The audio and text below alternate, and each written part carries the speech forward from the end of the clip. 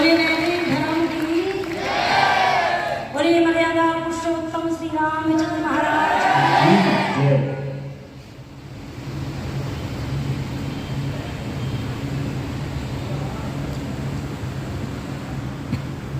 बड़े ही सम्माननीय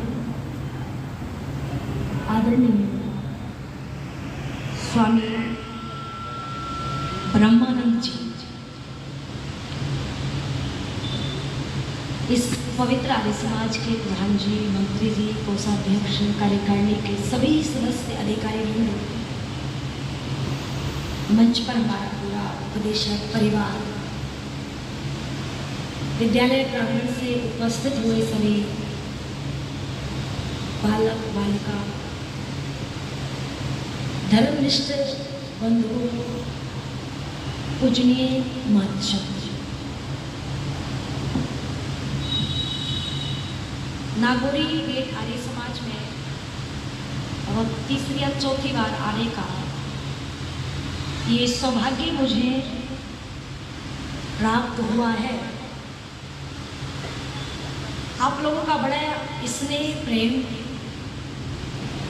मुझे समय समय पर मिलता रहता है। आइए कुछ थोड़ी चर्चा आपके मध्य में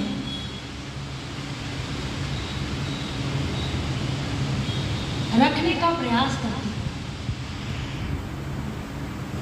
और मैं आप सबसे ये आशा भी रखती हूँ कि आप लोग कहीं भी जाए सुनने के लिए आर्य समाज का सत्संग, तो कुछ बुराई अपने जीवन की छोड़ करके अवश्य रखें। कोई झूठ बोलता है, कोई चुगली करता है, कोई अभद्र पदार्थों का सेवन करता है। विद्यार्थी जो जीवन है ना, वो सीखने का है।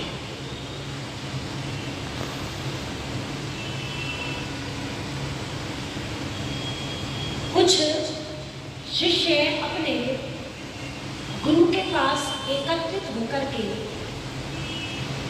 पहुंचते हैं और कुछ प्रश्न करते हैं। कहते हैं, आचार्य जी, हम आपसे वेद विद्या का अध्ययन कर रहे हैं, आध्यात्मिक विद्या सीख रहे हैं।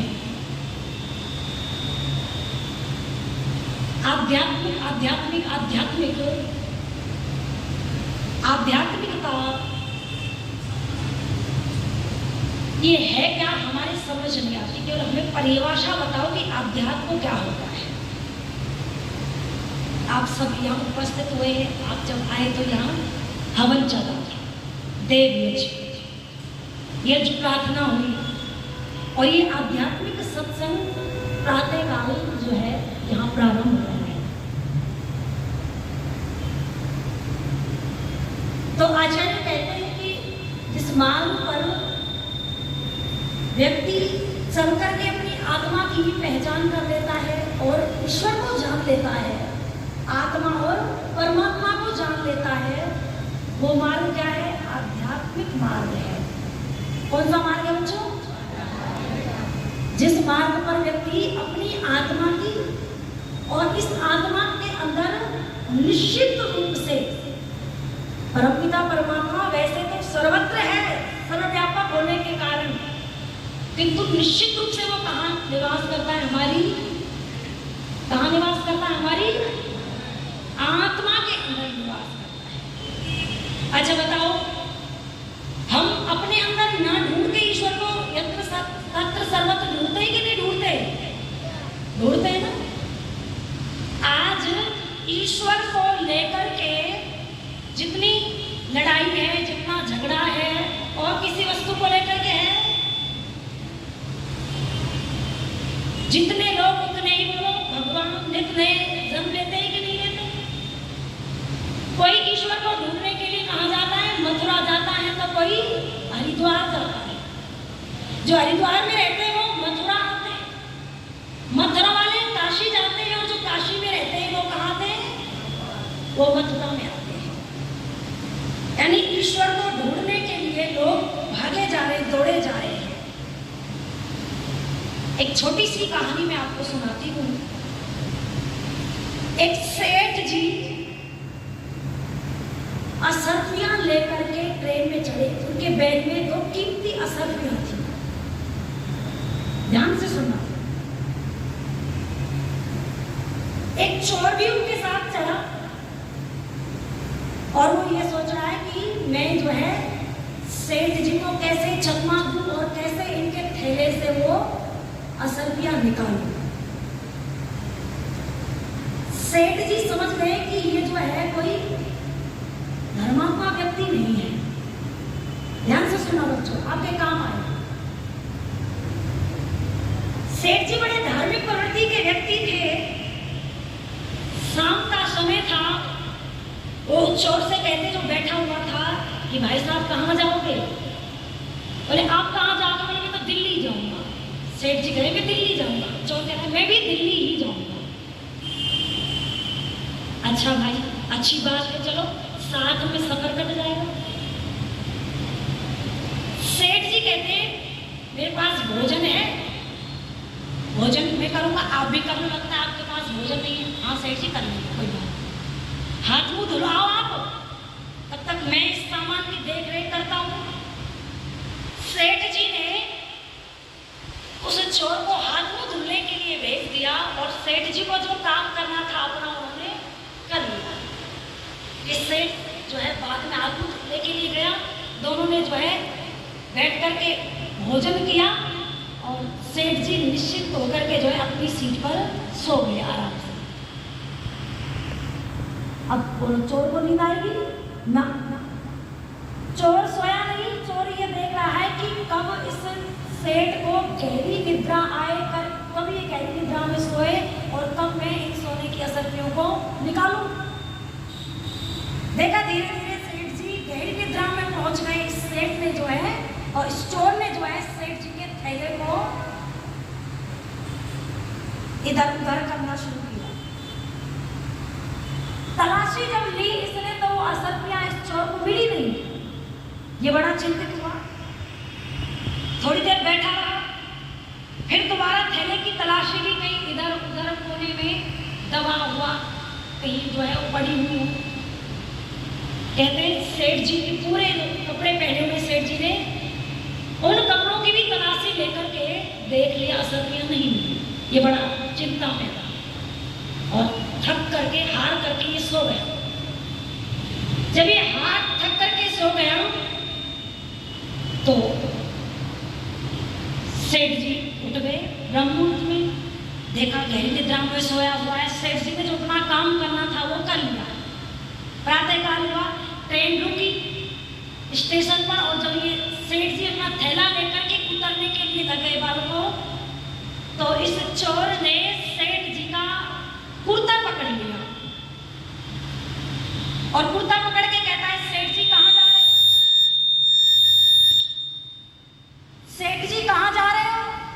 बोले मुझे उतरना है, दिल्ली तक ही आना था। बोले ये तो मुझे भी पता है, पर सेठ जी आपने मुझे पहचाना, मैं कौन हूं? सेठ जी कहते तू चोर है, धर्मात्मा व्यक्ति तो है नहीं। सेठ जी जब आपने मुझे पहचान ही लिया है कि मैं चोर हूं, तो मुझे इतना तो बता दो कि जो थैले में असरफियां आपकी थी, मैं पूरी रात आपके थैले की तलाशी लेता रहा, आपके कपड़ों की तलाशी लेता रहा। आपके कपड़ों में, आपके थैलों में वो कीमती असरफियां मुझे नहीं मिली। केवल मुझे इतना बता दो सेठ जी, कसम खा के कहता हूं जीवन में कभी चोरी नहीं करूंगा।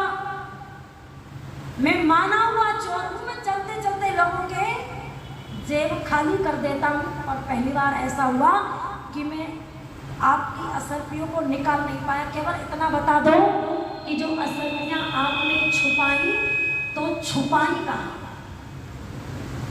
तो सेठ जी कहते हैं तो पूरी रात मेरे थैले की तलाशी लेता रहा। यदि एक बार तूने अपने थैले की तलाशी लेनी होती। बच्चों, जब हाथ मुंह धुलने के लिए सेठ जी ने चोर को भेजा था तो सेठ जी को पता चल गया था कि ये चोर है और ये असरफियों को चुराएगा, मानेगा नहीं। अब इन्हें बचाना है तो क्या करना है? सेठ जी ने वो असरपियां निकाल के चोर के थैले में डाल दी। सेठ जी जानते थे कि ये मेरे थैले की तलाशी लेगा, ना कि अपने थैले की। और जब चोर सो गया था गहरी निद्रा में, तो सेठ जी ने वो असरपियां चोर के थैले से निकाल के अपने थैले में रख ली। कहने का अर्थ यह है कि ईश्वर को, परमपिता परमात्मा को पूरी दुनिया के लोग यत्र तत्र सर्वत्र बोलो ढूंढते हुए फिरते ही कि नहीं फिरते, किंतु अपनी आत्मा के अंदर बोलो उसको नहीं ढूंढते। तो कहा कि ढूंढता किस वास्ते गाफिल ये घर घर ढूंढता, ढूंढता किस वास्ते गाफिल ये घर घर देखता, पहले जेरे बगम घर अपना दिलवर देखता, साफ कर देता। अगर सीने के आईने के जंग चेहरा ए तस्वीर से शक्ले मुनव्वर देखता, सैकड़ों पर्दों से वो पर्दा नशी आता नजर, पर्दा आंख का अगर काफी उठाकर देखता। वो परमात्मा हमारी आत्मा के अंदर है, किंतु जो जन्म जन्मांतर के जो संस्कार है, जो वासनाएं हैं, वो हमारी आत्मा के ऊपर ऐसे जम गई है, जैसे हवन किया अग्नि के ऊपर राख का आवरण आ जाता है, ऐसे ही हमारी आत्मा के ऊपर मल, विक्षेप और आवरण रूपी ये तीन अज्ञानता की परतें छा जाती है, जिसके कारण कहते हैं मैं और मेरा यार एक ही नगरी में बसते हैं, मगर किस्मत की बदकिस्मती की मिलने को तरसते हैं। मैं और मेरा यार यानी मैं कौन? आत्मा। और मेरा यार कौन? परमपिता परमात्मा। एक ही नगरी में रहते हैं, इस शरीर रूपी नगरी में रहते हैं, किंतु इस आत्मा की आंख से उस परमपिता परमात्मा को हम बोलो देख नहीं पाते। तो बड़ा सुंदर भजन लिखा है, आओ सुनो। कि मन मीत बसा मन में,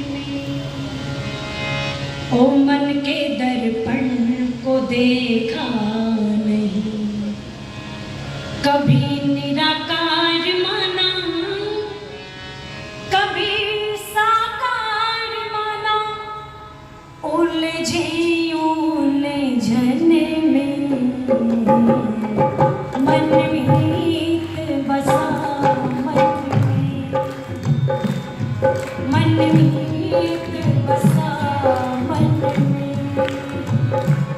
ओ मन मीत बसा मन में, कभी निराकार माना, कभी साकार माना, कभी निराकार माना, कभी साकार माना, उलझी उलझन में मन मीत बसा मन में, मन मीत बसा मन में। बिटिया की शादी कभी बेटे का कोलम, बिटिया की शादी कभी बेटे का कोलम, नित देखते हैं ये सपना सलोना, नित देखते हैं ये सपना सलोना, सोना कभी चांदी मिले, रानी कभी बांदी मिले, सोना कभी चांदी मिले, रानी कभी बांदी मिले, रहना में रहने में मन मीत बसा मन में,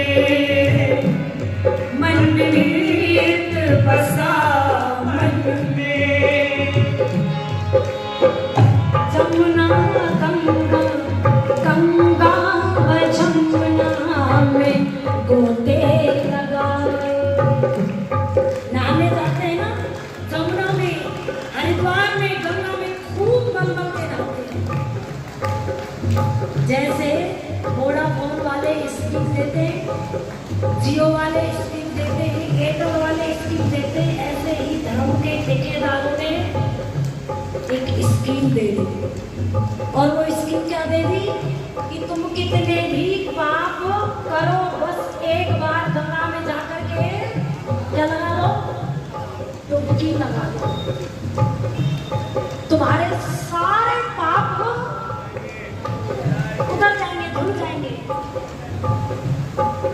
और कुछ तो ये कहते हैं इस जीवन के नहीं 7 जन्मों के पाप उतर जाएंगे। एक बाबा जी कहता है घर की छत पर खड़े होकर के गंगा की तरफ मुंह करके 7 बार गंगा गंगा गंगा गंगा गंगा गंगा कह दो, तुम्हारे पाप उतर जाएंगे।